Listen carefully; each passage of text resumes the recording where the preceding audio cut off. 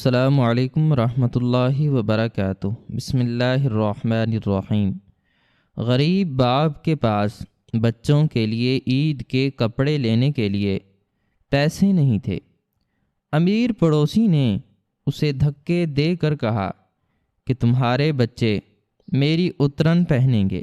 باپ روتا ہوا مسجد میں اعتکاف بیٹھ گیا۔ چاند رات کو امیر پڑوسی کا سارا گھر لٹ گیا اور وہ سڑک پر آ گیا۔ عید کی صبح جب غریب باپ مسجد سے باہر نکلا تو اس کے کچے گھر کے باہر ایک شاندار گاڑی کھڑی تھی، جس کا دروازہ کھلا تو اندر بیٹھے شخص کو دیکھ کر امیر پڑوسی کے ہوش اڑ گئے، کیونکہ وہ شخص یہ شہر کی ایک انتہائی پرانی اور خستہ حال بستی تھی، جہاں غریبی، بے بسی اور دکھوں نے اپنے مستقل ڈیرے ڈالے ہوئے تھے۔ اس بستی کے بالکل کنارے پر ایک انتہائی کچا اور مٹی سے بنا ہوا چھوٹا سا مکان تھا، جس کی دیواریں جگہ جگہ سے ٹوٹ چکی تھیں اور بارشوں کے پانی نے ان مٹی کی دیواروں پر گہرے نشان چھوڑ دیے تھے۔ اس کچے اور خستہ حال مکان کی چھت پر پرانی لکڑیاں اور گھاس پھوس پڑی ہوئی تھی، جو سردیوں کی ٹھنڈی ہوا اور گرمیوں کی تپتی دھوپ کو اندر آنے سے نہیں روک سکتی تھی۔ اس غریب خانے میں شوکت نامی ایک انتہائی محنت کش، سیدھا سادہ اور غریب انسان اپنی بیوی اور 3 چھوٹے چھوٹے معصوم بچوں کے ساتھ زندگی کے انتہائی کٹھن اور مشکل دن گزار رہا تھا۔ شوکت کی عمر اگرچہ اتنی زیادہ نہیں تھی، لیکن مسلسل محنت، فاقوں اور حالات کی سختیوں نے اس کے چہرے پر گہری جھریاں ڈال دی تھیں اور اس کی کمر وقت سے پہلے ہی جھک گئی تھی۔ اس کے بال بالکل سفید ہو چکے تھے اور اس کے ہاتھوں میں محنت مزدوری کر کر کے گہرے چھالے اور زخم بن چکے تھے، جو اس کی غربت کی گواہی دیتے تھے۔ شوکت دن بھر شہر کے مختلف بازاروں میں بوجھ اٹھانے کا کام کرتا تھا، اور جو چند سکے اسے مزدوری کے طور پر ملتے، ان سے وہ بامشکل اپنے بچوں کے لیے 2 وقت کی سوکھی روٹی کا انتظام کر پاتا تھا۔ اس کی بیوی ایک انتہائی صابر اور شکر گزار عورت تھی، جو اس کچے گھر میں مٹی کے چولہے پر کھانا بناتی اور اپنے شوہر کی اس تھوڑی سی کمائی پر اللہ کا شکر ادا کرتی۔ لیکن اس غریب اور کچے گھرانے کی اس ظاہری غربت اور مجبوری کے پیچھے ایک بہت بڑا اور ایسا دل چیر دینے والا دکھ چھپا ہوا تھا، جس نے شوکت اور اس کی بیوی کی روح کو اندر سے مکمل طور پر کھوکھلا کر دیا تھا۔ آج سے 15 سال پہلے جب شوکت جوان تھا اور اس کے حالات اتنے برے نہیں تھے، تب اس کا ایک بڑا بیٹا تھا، جس کا نام عبداللہ تھا۔ عبداللہ ایک انتہائی ذہین، محنتی اور حساس لڑکا تھا، جو اپنے غریب ماں باپ کی حالت دیکھ کر اندر ہی اندر کڑھتا رہتا تھا۔ جب عبداللہ 15 سال کا ہوا تو اس سے اپنے باپ کی مشقت اور گھر کی شدید غریبی برداشت نہ ہوئی۔ وہ ہر روز اپنے باپ کو پسینے میں بھیگا ہوا اور تھکاوٹ سے نڈھال دیکھتا اور روتا تھا۔ ایک رات جب گھر میں کھانے کے لیے کچھ نہیں تھا اور سب لوگ بھوکے سو رہے تھے، تو عبداللہ رات کے اندھیرے میں اپنے ماں باپ کو روتے ہوئے چھوڑ کر گھر سے کہیں دور چلا گیا تھا۔ اس نے جانے سے پہلے ایک کچے کاغذ پر لکھا تھا کہ وہ جا رہا ہے تاکہ وہ کچھ کما سکے اور اپنے باپ کا بازو بن سکے، اور جب تک وہ ایک بڑا اور امیر انسان نہیں بن جاتا وہ واپس نہیں آئے گا۔ اس رات کے بعد شوکت نے اپنے اس جوان سال اور لاڈلے بیٹے کو پاگلوں کی طرح شہر کے ہر کونے، ہر گلی اور ہر محلے میں تلاش کیا تھا۔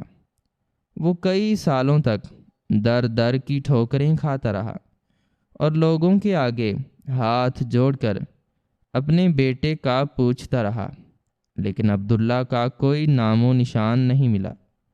شوکت کی بیوی اپنے جوان بیٹے کے اس طرح اچانک غائب ہو جانے کے غم میں رو رو کر آدھی ہو گئی تھی، اور اس کی آنکھوں کی بینائی بھی کمزور پڑ گئی تھی۔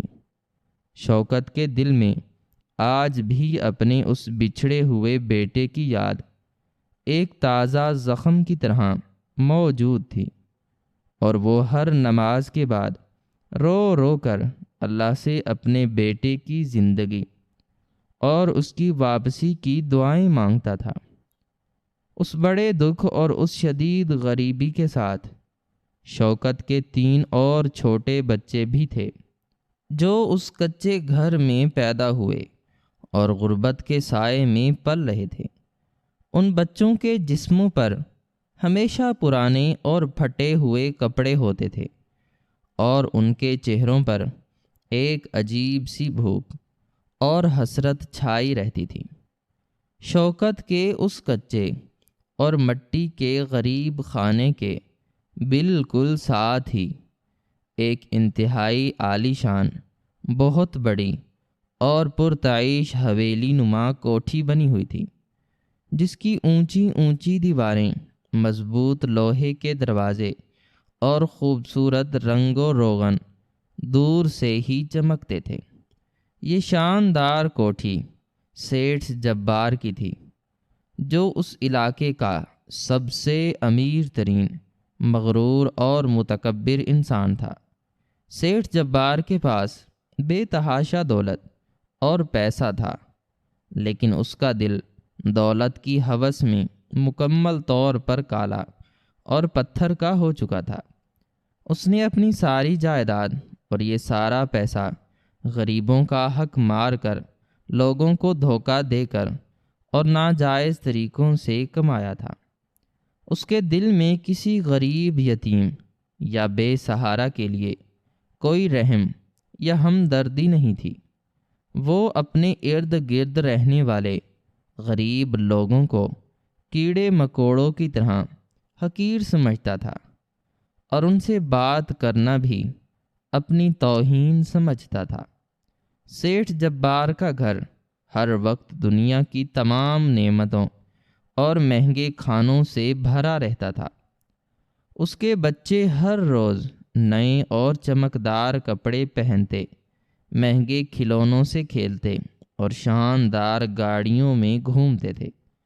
سیٹھ جبار کی بیوی بھی اسی کی طرح مغرور اور بے رحم تھی، جو اکثر اپنے گھر کا بچا ہوا مہنگا کھانا اور پھل غریبوں کو دینے کے بجائے کوڑے کے ڈھیر پر پھینک دیتی تھی، تاکہ کوئی غریب ان کے کھانے کو ہاتھ نہ لگا سکے۔ شوکت کے کچے گھر اور سیٹھ جبار کی اس اونچی حویلی کے درمیان صرف ایک دیوار کا فاصلہ تھا، اور یہ فاصلہ اس شہر کے امیر اور غریب کے درمیان موجود اس ظالمانہ فرق کی سب سے بڑی مثال تھا۔ شوکت جب بھی صبح مزدوری کے لیے اپنے کچے گھر سے باہر نکلتا تو اسے سیٹھ جبار کی لمبی اور چمکدار گاڑیوں کے دھوئیں کا سامنا کرنا پڑتا۔ سیٹھ جبار کبھی بھی شوکت کو سلام کا جواب نہیں دیتا تھا، بلکہ وہ ہمیشہ اپنی ناک پر کپڑا رکھ لیتا، جیسے اسے شوکت کے غریب اور پسینے سے بھرے ہوئے جسم سے بدبو آ رہی ہو۔ شوکت خاموشی سے اپنی نظریں جھکا کر اپنے کام پر چلا جاتا اور اللہ کا شکر ادا کرتا۔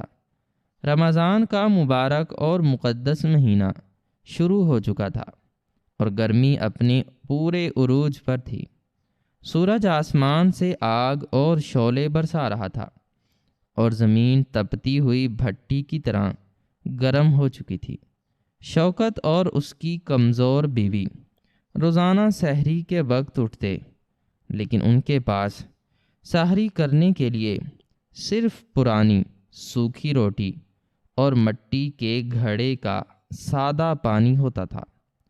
وہ اسی سوکھی روٹی اور پانی سے اپنا روزہ رکھتے اور پھر شوکت سارا دن اس چل چلاتی ہوئی اور جلا دینے والی دھوپ میں بھاری بوجھ اٹھانے کی سخت مزدوری کرتا۔ اس کے ہونٹ پیاس سے بالکل خشک ہو کر سفید پڑ جاتے اور بھوک سے اس کے پیٹ میں مروڑ اٹھتے، لیکن وہ اپنے رب کے خوف سے اپنا روزہ نہیں توڑتا اور مسلسل اپنے ہونٹوں پر اللہ کا ذکر جاری رکھتا۔ دوسری طرف سیٹھ جبار اور اس کے گھر والوں کے روزے انتہائی ٹھنڈے اور پرتعیش کمروں میں گزرتے تھے، جہاں انہیں گرمی اور پیاس کا ذرہ برابر بھی احساس نہیں ہوتا تھا۔ شام کے وقت جب افطاری کا وقت قریب آتا تو سیٹھ جبار کی حویلی کے بڑے سے دسترخوان پر درجنوں قسم کے مہنگے اور لذیذ کھانے، طرح طرح کے تازہ پھل، میٹھے شربت اور گوشت کے بنے ہوئے پکوان سجائے جاتے تھے۔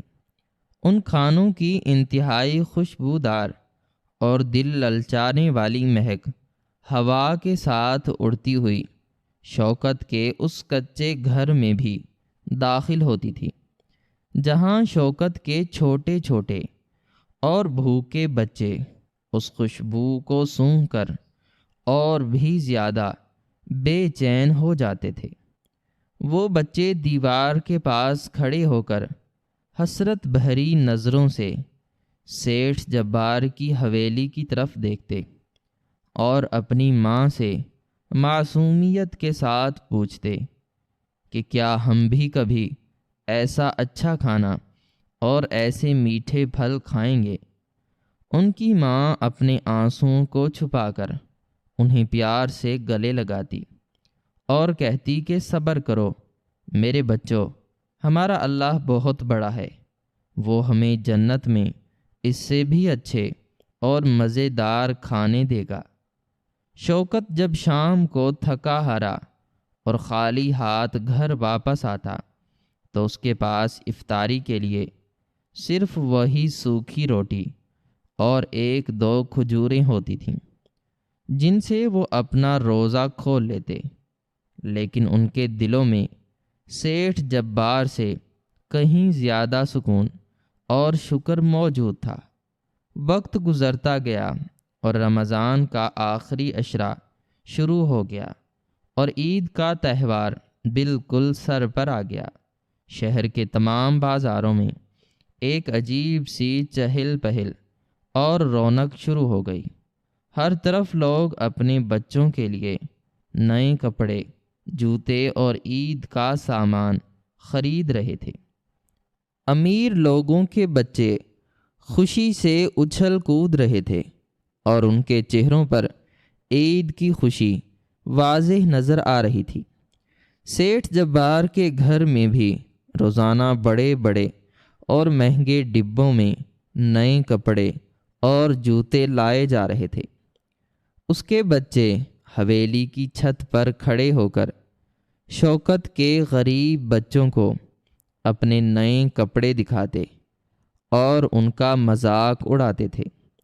شوکت کے تینوں چھوٹے بچے اس منظر کو دیکھ کر بہت اداس ہو جاتے اور روتے ہوئے اپنے باپ کے پاس آتے۔ ان بچوں نے شوکت کی ٹانگوں کے ساتھ لپٹ کر انتہائی معصومیت اور حسرت بھری آواز میں کہا کہ بابا جان، کل عید ہے، پڑوس والے امیر انکل کے بچے اتنے اچھے اور نئے کپڑے لائے ہیں، ہم بھی عید پر نئے اور چمکدار کپڑے پہنیں گے نا بابا؟ آپ ہمیں کب بازار لے کر جائیں گے اور ہمارے لیے نئے جوتے کب لائیں گے؟ ہم نے پرانے اور پھٹے ہوئے کپڑے پہن کر عید نہیں پڑھنی۔ سب بچے ہمارا مذاق اڑائیں گے۔ اپنے چھوٹے اور معصوم بچوں کے منہ سے یہ درد بھری اور امید سے بھری ہوئی باتیں سن کر شوکت کا دل 1000 ٹکڑوں میں بٹ گیا اور اس کے سینے میں ایک خنجر سا اتر گیا۔ اسے ایسا محسوس ہوا جیسے کسی نے اس کی غریبی کا سرے عام مذاق اڑا دیا ہو۔ اس کے پاس تو کل کے دن کا کھانا لانے کے پیسے بھی نہیں تھے، تو وہ اپنے بچوں کو عید کے نئے اور مہنگے کپڑے کہاں سے لا کر دیتا؟ اس نے اپنی آنکھوں میں آئے ہوئے آنسوؤں کو بہت مشکل سے روکا اور اپنے بچوں کے سروں پر ہاتھ پھیرتے ہوئے انہیں سینے سے لگایا اور انتہائی کانپتی ہوئی آواز میں جھوٹی تسلی دیتے ہوئے بولا کہ میرے پیارے بچوں، تم پریشان مت ہو، تمہارا بابا کل صبح سویرے بازار جائے گا اور تم سب کے لیے بہت خوبصورت اور نئے کپڑے لے کر آئے گا۔ تم سب خوش ہو جاؤ اور رونے کی ضرورت نہیں ہے۔ بچے اپنے باپ کی بات سن کر خوش ہو گئے اور کھیلنے کے لیے باہر بھاگ گئے، لیکن شوکت وہیں زمین پر بیٹھ کر پھوٹ پھوٹ کر رونے لگا۔ اسے اپنی بے بسی اور اپنی غریبی پر شدید غصہ آ رہا تھا۔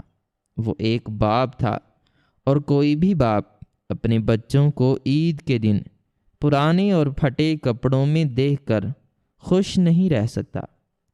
شوکت نے فیصلہ کیا کہ وہ کسی نہ کسی طرح اپنے بچوں کے لیے کپڑوں کا انتظام ضرور کرے گا۔ اس نے سوچا کہ وہ سیٹھ جبار کے پاس جائے گا اور اس سے کچھ پیسوں کا قرض مانگ لے گا اور پھر دن رات مزدوری کر کے وہ سارا قرض اتار دے گا۔ اگرچہ وہ جانتا تھا کہ سیٹھ جبار ایک انتہائی مغرور اور ظالم انسان ہے اور وہ اس کی بے عزتی کرے گا، لیکن اپنے بچوں کی خوشی اور ان کے چہروں کی مسکراہٹ کی خاطر شوکت نے اپنی عزت نفس اور اپنی انا کو مارنے کا فیصلہ کر لیا۔ وہ اپنی جگہ سے اٹھا، اس نے اپنے پرانے اور پسینے سے بھرے ہوئے کپڑوں کو جھاڑا اور انتہائی ڈرتے اور ہچکچاتے ہوئے قدموں کے ساتھ سیٹھ جبار کی اس عالی شان اور بڑی کوٹھی کی طرف چل پڑا۔ کوٹھی کے باہر کھڑے پہرے داروں نے شوکت کو اندر جانے سے روکا، لیکن شوکت نے ان کے آگے ہاتھ جوڑے اور منت کی کہ اسے سیٹھ صاحب سے ایک انتہائی ضروری اور مجبوری کی بات کرنی ہے۔ پہرے داروں نے اندر جا کر سیٹھ جبار کو بتایا تو اس نے شوکت کو اندر حویلی کے بڑے اور خوبصورت صحن میں بلوا لیا۔ شوکت جب اندر داخل ہوا تو اس کی آنکھیں اس حویلی کی چمک دمک اور اس کی خوبصورتی کو دیکھ کر دنگ رہ گئیں۔ سیٹھ جبار اس وقت حویلی کے صحن میں ایک انتہائی مہنگے اور نرم صوفے پر بیٹھا ہوا تھا اور اس کے ارد گرد اس کے کئی امیر اور مغرور دوست اور شہر کے بڑے بڑے تاجر بیٹھے ہوئے تھے۔ سامنے شیشے کی ایک بڑی میز پر طرح طرح کے مہنگے پھل اور شربت رکھے ہوئے تھے۔ سیٹھ جبار انتہائی غرور اور تکبر کے ساتھ قہقہے لگا رہا تھا اور اپنی دولت کی تعریفیں کر رہا تھا۔ شوکت انتہائی سہمے ہوئے اور ڈرے ہوئے انداز میں اپنے ہاتھ باندھے ان امیر لوگوں کے سامنے جا کر کھڑا ہو گیا۔ اس کے پرانے اور پھٹے ہوئے کپڑے اور اس کا پسینے سے بھرا ہوا کمزور جسم ان امیر لوگوں کے درمیان ایک انتہائی عجیب اور ذلت آمیز منظر پیش کر رہا تھا۔ سیٹھ جبار نے جیسے ہی شوکت کو دیکھا تو اس کے چہرے پر ایک انتہائی سخت ناگواری اور نفرت کا تأثر ابھر آیا۔ اس نے اپنے دوستوں کے سامنے اپنا رعب اور اپنا غرور دکھانے کے لیے اپنی آواز کو انتہائی سخت اور کرخت کرتے ہوئے شوکت سے پوچھا کہ اوئے غریب انسان، تم یہاں میرے اس عالی شان گھر میں کس کی اجازت سے اندر گھسے ہو، اور تمہیں کیا کام ہے؟ تم جیسے فقیروں اور بھوکے لوگوں کی وجہ سے میرے گھر کا سارا ماحول گندا ہو جاتا ہے۔ جلدی بتاؤ، کیا بھیک مانگنے آئے ہو؟ شوکت کو ان تمام امیر لوگوں کے سامنے اس طرح ذلیل ہونے پر بہت دکھ ہوا اور اس کی آنکھوں میں آنسو آ گئے، لیکن اس نے اپنے بچوں کی خاطر اس ذلت کو برداشت کیا اور انتہائی عاجزی اور لجاجت سے اپنے دونوں ہاتھ جوڑ کر اور سر کو جھکا کر بولا کہ سیٹھ صاحب، میں کوئی فقیر یا بھکاری نہیں ہوں، میں تو آپ کا پڑوسی ہوں اور دن بھر محنت مزدوری کر کے اپنے بچوں کا پیٹ پالتا ہوں۔ سیٹھ صاحب، 10 دن بعد عید کا مبارک دن ہے اور میرے چھوٹے چھوٹے معصوم بچوں کے پاس پہننے کے لیے پرانے اور پھٹے ہوئے کپڑوں کے سوا کچھ نہیں ہے۔ وہ سارا دن روتے رہے ہیں اور مجھ سے نئے کپڑوں کی ضد کر رہے ہیں۔ میں ایک غریب باپ ہوں اور میرے پاس ان کے لیے کپڑے خریدنے کے پیسے نہیں ہیں۔ سیٹھ صاحب، آپ بہت بڑے اور امیر انسان ہیں، اللہ نے آپ کو بہت کچھ دیا ہے۔ میں آپ کے پاس کوئی بھیک مانگنے نہیں آیا، بلکہ میں آپ سے کچھ پیسوں کا قرض مانگنے آیا ہوں۔ آپ مجھے بس اتنے پیسے دے دیں کہ میں اپنے بچوں کا دل رکھنے کے لیے انہیں سستے اور نئے کپڑے لے دوں۔ میں وعدہ کرتا ہوں کہ میں کل سے ہی دگنی مزدوری کروں گا اور آپ کا ایک ایک پیسہ واپس کر دوں گا۔ خدارا مجھ غریب پر اور میرے بچوں کی خوشی پر رحم کھائیں اور میری مدد کر دیں۔ شوکت کی یہ انتہائی درد بھری، سچی اور دل کو چیر دینے والی التجا سن کر بھی سیٹھ جبار کے پتھر دل میں ذرہ برابر بھی کوئی رحم یا کوئی ہمدردی پیدا نہیں ہوئی، بلکہ اس نے شوکت کی اس بے بسی اور اس کی اس مجبوری کو اپنے دوستوں کے سامنے اپنے تفریح اور مذاق کا نشانہ بنا لیا۔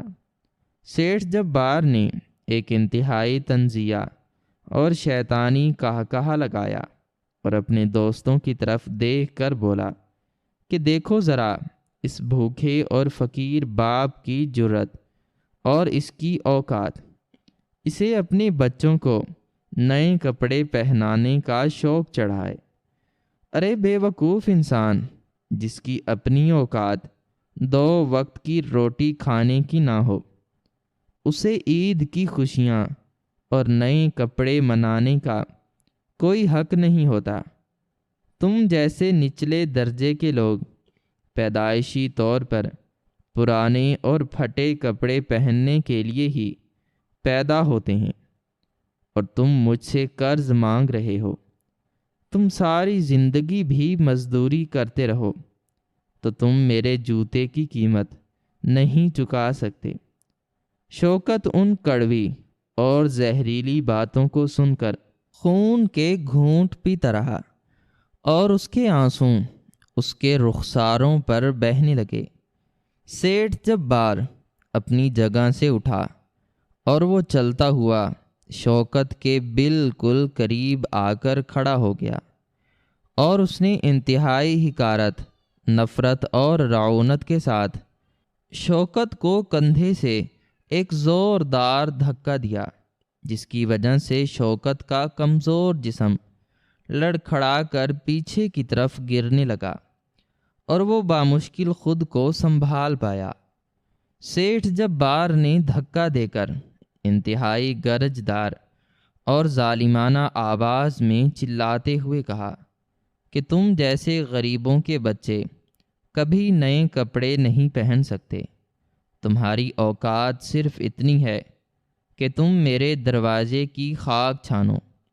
سن لو میری بات، تمہارے بچے کل عید کے دن کوئی نئے کپڑے نہیں پہنیں گے، بلکہ تمہارے بچے میری اور میرے بچوں کی پہنی ہوئی اترن اور ہمارے پرانے پھٹے پرانے کپڑے پہنیں گے جو ہم کوڑے میں پھینک دیتے ہیں۔ جاؤ اور جا کر میرے نوکروں سے میرے بچوں کے پرانے اور گندے کپڑے لے جاؤ، اور وہی اپنے بھوکے بچوں کو پہنا کر عید مناؤ، اور آج کے بعد کبھی اپنی یہ منحوس شکل لے کر میرے گھر کے اندر قدم مت رکھنا، ورنہ میں تمہیں اور تمہارے بچوں کو اس محلے سے باہر نکلوا دوں گا۔ دفع ہو جاؤ یہاں سے۔ سیٹھ جبار کی یہ انتہائی ذلیل کرنے والی، دل چیر دینے والی اور ظالمانہ بات سن کر وہاں بیٹھے ہوئے اس کے تمام امیر دوست زور زور سے ہنسنے لگے اور شوکت کی غریبی کا مذاق اڑانے لگے۔ شوکت کے لیے یہ لمحہ اس کی زندگی کا سب سے زیادہ تکلیف دہ اور سب سے زیادہ شرمناک لمحہ تھا۔ ایک باپ کے لیے اس سے بڑی کوئی موت نہیں ہو سکتی کہ کوئی اس کی غریبی کا طعنہ دے کر اسے سر عام ذلیل کرے اور اس کے معصوم بچوں کو اترن پہننے کا طعنہ دے۔ شوکت کا دل مکمل طور پر ٹوٹ کر ریزہ ریزہ ہو گیا تھا۔ اس کی غیرت اور اس کی انا بری طرح مجروح ہو چکی تھی، لیکن وہ غریب اور بے بس تھا۔ وہ شہر کے اس انتہائی بڑے اور طاقتور امیر آدمی کا مقابلہ نہیں کر سکتا تھا۔ اس نے کسی کو کوئی جواب نہیں دیا۔ اس نے اپنے بہتے ہوئے آنسوؤں کو اپنی قمیص کے آستین سے صاف کیا اور خاموشی سے اپنی نظریں جھکا کر اور اپنا سر پکڑ کر اس حویلی سے باہر نکل آیا۔ اس کے قدم منوں بھاری ہو چکے تھے اور اسے ایسا لگ رہا تھا جیسے اس کی جان نکل رہی ہو۔ وہ روتا ہوا اپنے کچے گھر کے پاس پہنچا، لیکن اس کی ہمت نہیں ہو رہی تھی کہ وہ اندر جا کر اپنے بھوکے اور امید لگائے ہوئے بچوں کو اپنا یہ روتا ہوا اور ذلیل ہوا چہرہ دکھائے اور انہیں بتائے کہ ان کا باپ ان کے لیے عید کے کپڑے نہیں لا سکا اور امیر پڑوسی نے انہیں اترن پہننے کا طعنہ دیا ہے۔ شوکت نے گھر کے اندر جانے کے بجائے اپنے قدموں کو محلے کی اس چھوٹی اور پرانی مسجد کی طرف موڑ لیا، جہاں لوگ اعتکاف میں بیٹھنے کی تیاریاں کر رہے تھے۔ شوکت کا دل دنیا اور دنیا کے ان ظالم انسانوں سے مکمل طور پر بھر چکا تھا۔ اسے احساس ہو گیا تھا کہ اس دنیا میں غریب کا کوئی انسان دوست نہیں ہوتا، اور صرف اللہ کی ذات ہی وہ واحد سہارا ہے جو ٹوٹے ہوئے دلوں کو جوڑتی ہے اور غریبوں کی سنتا ہے۔ شوکت روتا ہوا اور سسکیاں لیتا ہوا مسجد کے اندر داخل ہو گیا اس نے مسجد کے ایک کونے میں جا کر اپنا بستر لگایا اور اعتکاف کی نیت کر کے دنیا سے بالکل کٹ کر اپنے رب کے حضور بیٹھ گیا۔ اس نے فیصلہ کر لیا تھا کہ وہ اپنا دکھ اور اپنے بچوں کے آنسوؤں کا رونا صرف اور صرف اپنے اللہ کے سامنے روئے گا اور اسی سے اپنے غریب بچوں کی عید مانگے گا۔ شوکت کے اعتکاف کے دن انتہائی درد اور مسلسل رونے میں گزرنے لگے۔ وہ دن رات مصلے پر بیٹھا رہتا۔ اس نے کھانا پینا بالکل کم کر دیا تھا۔ جب مسجد میں اندھیرا ہوتا اور سب لوگ سو جاتے تو شوکت سجدے میں سر رکھ کر دھاڑیں مار مار کر روتا اور اپنے رب سے گڑ گڑا کر دعائیں مانگتا۔ وہ کہتا کہ یا اللہ، تو جانتا ہے کہ سیٹھ جبار نے میری غریبی کا مذاق اڑایا ہے اور میرے بچوں کو اترن پہننے کا طعنہ دیا ہے۔ یا اللہ، میرے بچوں کے پاس کپڑے نہیں ہیں، تو غیب سے ان کی عید کا بندوبست فرما اور میرے اس بچھڑے ہوئے بیٹے عبداللہ کو میرے پاس واپس لے آ، جس کے بغیر میری زندگی ایک زندہ لاش بن چکی ہے۔ یا اللہ، ظالموں کے اس غرور کو توڑ دے اور مجھ غریب کی اس ٹوٹی ہوئی اور شرمندہ انا کی لاج رکھ لے۔ شوکت کی آہیں اور اس کے آنسوں اتنے سچے اور اتنے خالص تھے کہ وہ سیدھے اللہ کے عرش کو ہلا رہے تھے۔ اعتکاف کے دن گزرتے گئے اور آخر کار رمضان کا آخری دن آ گیا اور شام کے وقت آسمان پر عید کا چاند نظر آ گیا۔ چاند رات کا آغاز ہوتے ہی پورے شہر میں خوشیوں کا اور جشن کا ایک طوفان آ گیا۔ لوگ بازاروں میں نکل آئے اور ہر طرف روشنیاں اور رونقیں پھیل گئیں۔ سیٹھ جبار کے گھر میں بھی عید کی خوشی میں ایک بہت بڑی اور شاندار دعوت کا انتظام کیا گیا تھا، جہاں اس کے امیر دوست اور رشتہ دار جمع تھے۔ سیٹھ جبار اپنی اسی پرانے غرور اور تکبر کے نشے میں مکمل طور پر اندھا ہو کر قہقہے لگا رہا تھا اور اپنی دولت کی نمائش کر رہا تھا۔ اسے اس بات کا ذرہ برابر بھی احساس نہیں تھا کہ اس نے چند دن پہلے ایک غریب باپ کا دل دکھایا تھا اور اس کی آہیں آسمان تک جا چکی ہیں۔ لیکن اس رات، چاند رات کو، قدرت کا ایک ایسا بھیانک اور ہولناک فیصلہ سیٹھ جبار کے گھر پر نازل ہونے والا تھا، جس کا اس نے کبھی خواب میں بھی تصور نہیں کیا تھا۔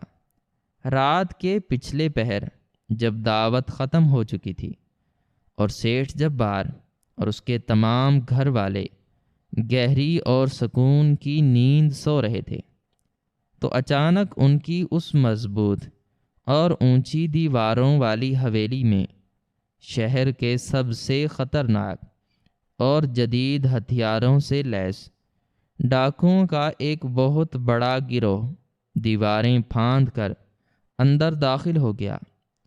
ان ڈاکوؤں نے حویلی کے تمام پہرے داروں کو بے ہوش کر کے باندھ دیا اور انتہائی خاموشی کے ساتھ حویلی کے اندرونی حصوں میں گھس گئے۔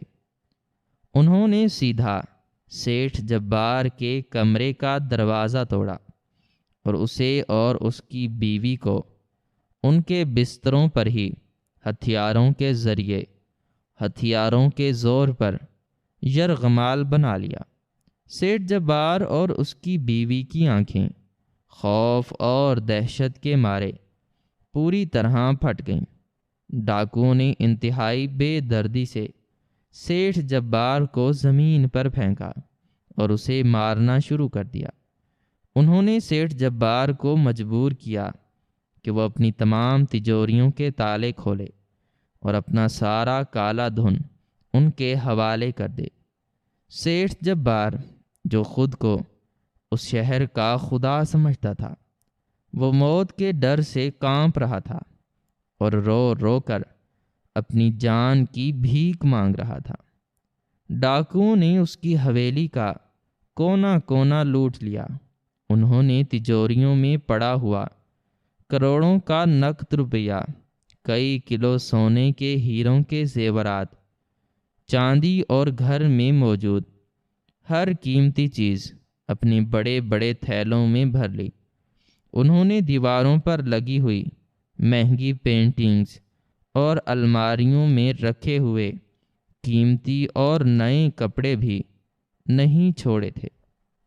جاتے جاتے ڈاکوؤں نے سیٹھ جبار کی تمام گاڑیوں کی چابیاں چھین لیں اور اس کے تمام بینک کے اور جائیدادوں کے کاغذات کو آگ لگا دی، اور سیٹھ جبار اور اس کے تمام گھر والوں کو مار مار کر، ان کے کپڑے پھاڑ کر، انہیں حویلی سے باہر سڑک پر دھکے دے کر نکال دیا، اور حویلی کے مین گیٹ کو باہر سے ایک بہت بڑا تالا لگا دیا۔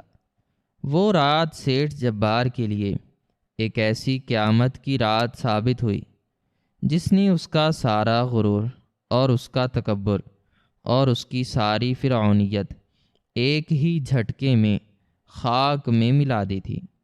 وہ شخص جو کل تک غریبوں کو اترن پہننے کا طعنہ دیتا تھا، آج چاند رات کو وہ خود اپنے پھٹے ہوئے اور خون سے لت پت کپڑوں کے ساتھ اپنے بیوی بچوں سمیت سڑک کی خاک چھان رہا تھا اور رو رو کر لوگوں سے مدد مانگ رہا تھا، لیکن رات کے اندھیرے میں کوئی اس کی مدد کو نہیں آیا، اور وہ مکمل طور پر برباد ہو کر اور لٹ کر سڑک کا بھکاری بن چکا تھا۔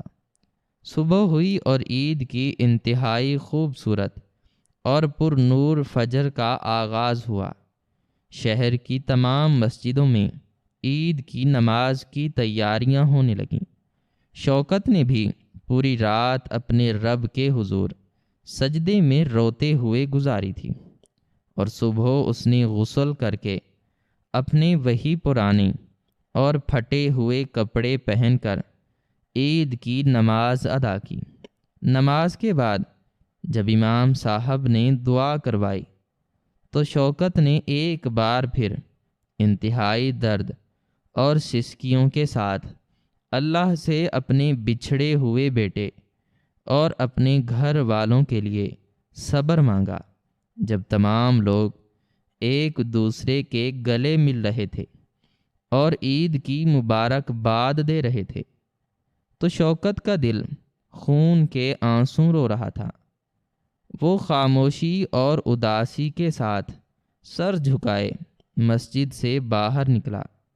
اس کا دل نہیں چاہ رہا تھا کہ وہ اپنے کچے گھر جائے، کیونکہ اسے معلوم تھا کہ اس کے معصوم اور بھوکے بچے دروازے پر اس کا انتظار کر رہے ہوں گے کہ ان کا باپ ان کے لیے عید کے نئے کپڑے لایا ہوگا۔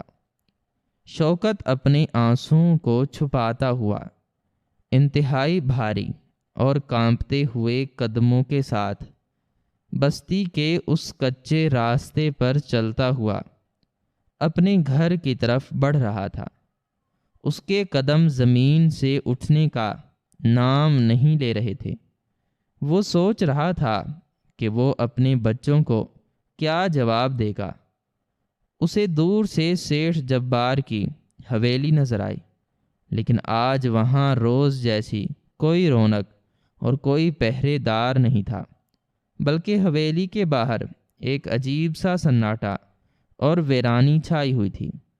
جب شوکت چلتا ہوا اپنے کچے اور مٹی کے گھر کی اس چھوٹی اور ٹوٹی ہوئی گلی کے بالکل قریب پہنچا اور اس نے اپنی روتی ہوئی اور دھندلی آنکھوں کو اوپر اٹھا کر اپنے گھر کی طرف دیکھا تو اس کے قدم وہیں کے وہیں زمین پر برف کی طرح جم گئے۔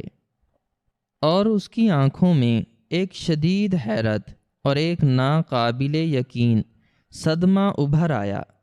شوکت کے کچے اور مٹی کے گھر کے بالکل سامنے ایک اتنی بڑی شاندار اور چمچماتی ہوئی کالی گاڑی کھڑی تھی، جس کی چمک سے شوکت کی کمزور آنکھیں خیرہ ہو رہی تھیں۔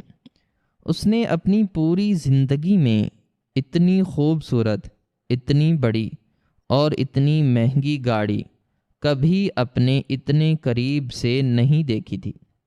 وہ شاندار گاڑی اس کچی اور دھول مٹی والی گلی میں ایک انتہائی عجیب اور حیرت انگیز منظر پیش کر رہی تھی۔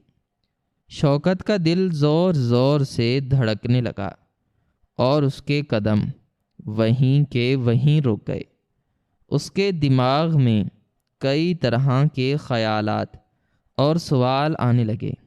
اس نے سوچا کہ شاید یہ گاڑی سیٹھ جبار کے کسی بہت بڑے اور امیر دوست کی ہوگی۔ شوکت ڈرتے ڈرتے اور انتہائی آہستگی کے ساتھ اپنے قدم آگے بڑھانے لگا تاکہ وہ جا کر اس گاڑی والے کو صحیح راستہ بتا سکے۔ لیکن جیسے ہی شوکت اس چمچماتی ہوئی گاڑی کے تھوڑا سا اور قریب پہنچا تو اس کی نظر اپنی گلی کے ایک اور انتہائی حیران کن اور دل دہلا دینے والے منظر پر پڑی، جس نے اس کے ہوش مکمل طور پر اڑا دیے اور اسے اپنی آنکھوں پر یقین نہیں آیا۔ سیٹھ جبار کی اس اونچی اور عالی شان حویلی کے بالکل باہر سڑک کی کچی مٹی اور دھول میں سیٹھ جبار اپنی مغرور بیوی اور اپنے بچوں کے ساتھ زمین پر بیٹھا ہوا تھا، اور وہ سب دھاڑیں مار مار کر اور پاگلوں کی طرح رو رہے تھے۔ سیٹھ جبار کے وہ چمکدار اور ریشمی کپڑے جن پر وہ کل تک اتنا غرور کرتا تھا، وہ آج بری طرح پھٹے ہوئے تھے اور ان پر مٹی اور خون کے انتہائی گہرے دھبے لگے ہوئے تھے۔ اس کا چہرہ خوف اور مار پیٹ کی وجہ سے سوجا ہوا تھا، اور اس کی وہ ساری فرعونیت، اس کا وہ تکبر اور اس کی وہ اکڑ جو غریبوں کو کیڑے مکوڑے سمجھتی تھی، وہ آج مکمل طور پر خاک میں مل چکی تھی۔ شوکت اس منظر کو دیکھ کر سکتے میں آ گیا۔ اسے بالکل سمجھ نہیں آ رہا تھا کہ راتوں رات اس شہر کے سب سے امیر اور طاقتور انسان کا یہ کیا حال ہو گیا۔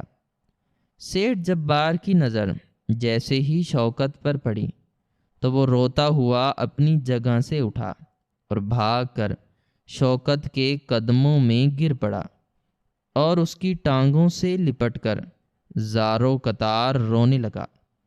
سیٹھ جبار نے انتہائی کانپتی ہوئی اور شرمندگی سے بھری ہوئی دردناک آواز میں شوکت سے کہا کہ مجھے معاف کر دو شوکت، خدا را مجھے معاف کر دو۔ میں ایک بہت بڑا ظالم اور متکبر انسان تھا۔ میں نے تمہاری غریبی کا مذاق اڑایا تھا اور تمہارے معصوم بچوں کو اپنی اترن پہننے کا طعنہ دیا تھا، لیکن دیکھو راتوں رات میرے رب نے میرا سارا غرور توڑ دیا ہے اور مجھے میری اوقات یاد دلا دی ہے۔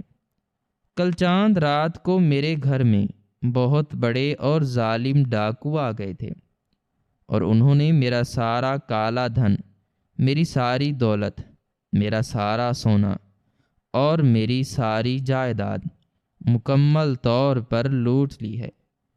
انہوں نے مجھے مار مار کر میرے اپنے ہی گھر سے باہر نکال دیا ہے، اور اب میرے پاس اپنے بچوں کو کھلانے کے لیے ایک سوکھی روٹی تک نہیں بچی ہے۔ میں سڑک کا ایک ادنا سا بھکاری بن چکا ہوں۔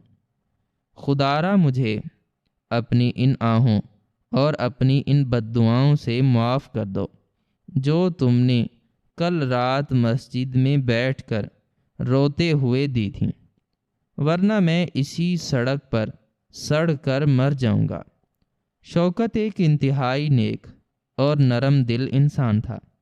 اس نے سیٹھ جبار کو اس طرح ذلیل و خوار اور روتا ہوا دیکھا تو اس کے دل میں کوئی غصہ یا انتقام کا جذبہ پیدا نہیں ہوا، بلکہ اسے اس کی اس عبرتناک حالت پر بہت زیادہ ترس آ گیا۔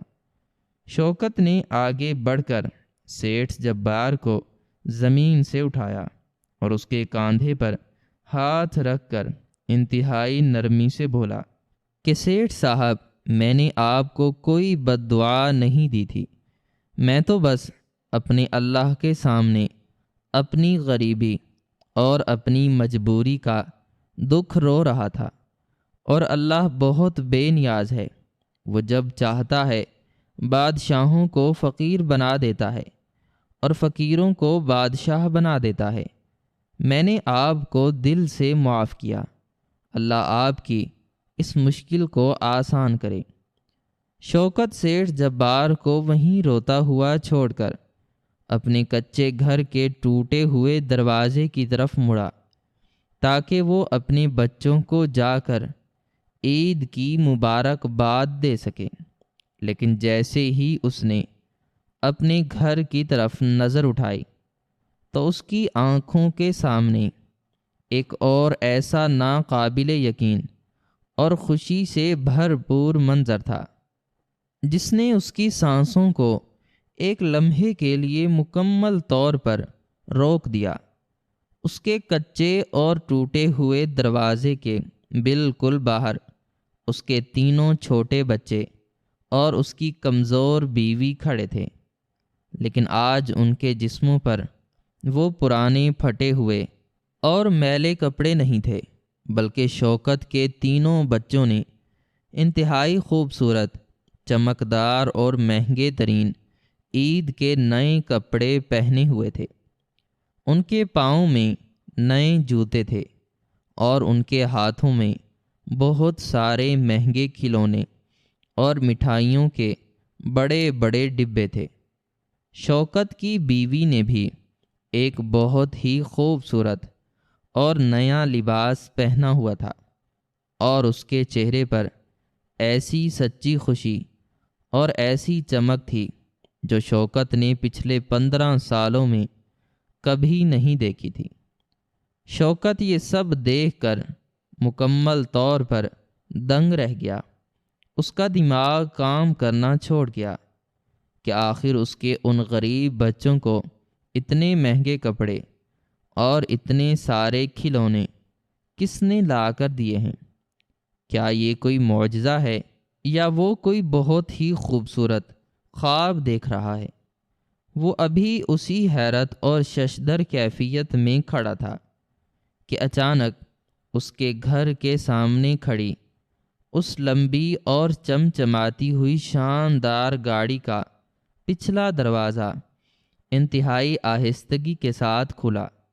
گاڑی کا دروازہ کھلتے ہی اس میں سے ایک انتہائی قد آور، خوبصورت اور شاندار لباس میں ملبوس نوجوان باہر نکلا۔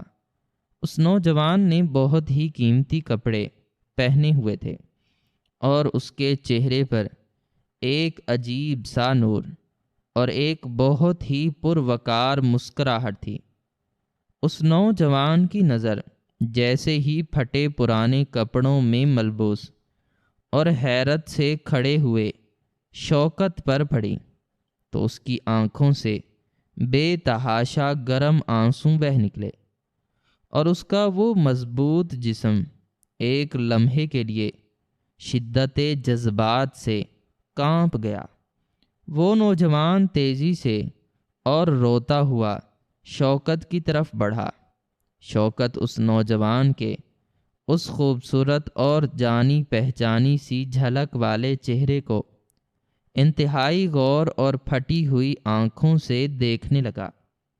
اسے ایسا محسوس ہو رہا تھا جیسے اس کا دل اس کے سینے سے نکل کر باہر آ جائے گا، کیونکہ اس نوجوان کی آنکھیں، اس کی چال اور اس کے چہرے کی وہ معصومیت بالکل ویسی ہی تھی جیسی اس کے اس بچھڑے ہوئے اور پیارے بیٹے کی تھی، جو آج سے 15 سال پہلے غریبی اور بھوک سے تنگ آ کر رات کے اندھیرے میں انہیں روتا ہوا چھوڑ کر گھر سے بھاگ گیا تھا۔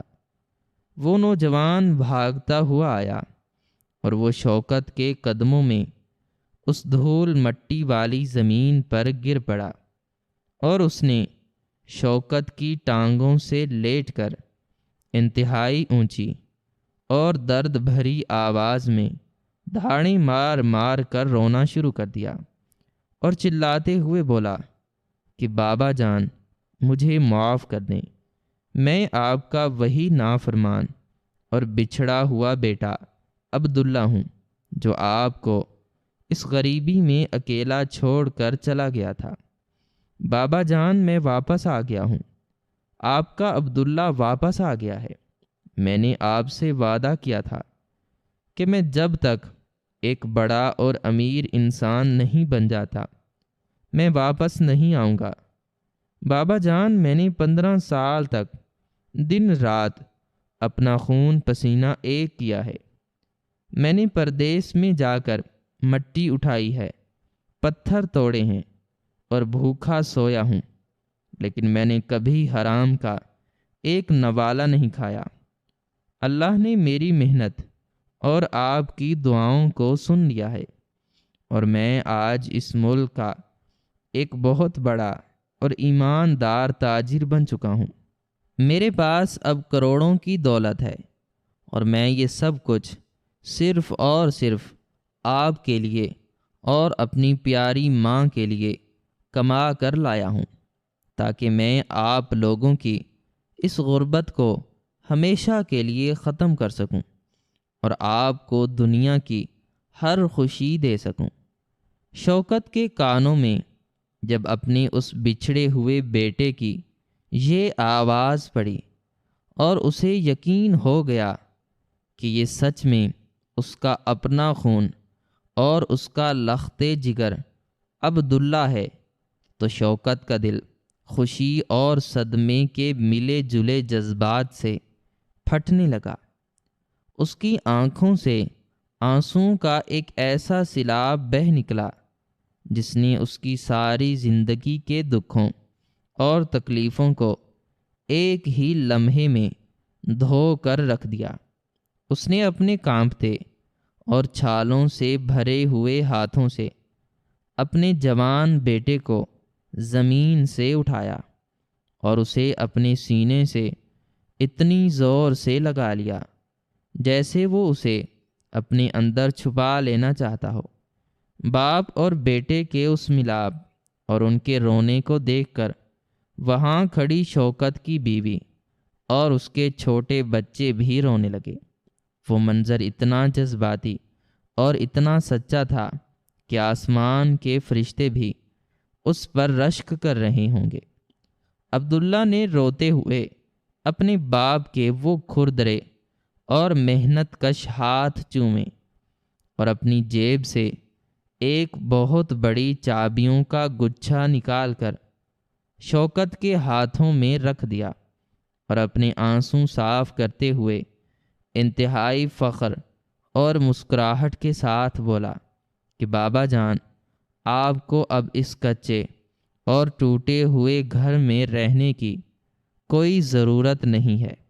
میں نے آج صبح ہی شہر کے سب سے بڑے وکیل کو بلا کر آپ کے اس امیر اور ظالم پڑوسی سیٹھ جبار کی وہ ساری نیلام ہونے والی حویلی اور اس کا سارا کالا دھن قانونی طور پر خرید لیا ہے، اور وہ ساری حویلی اب آپ کے نام پر ہے۔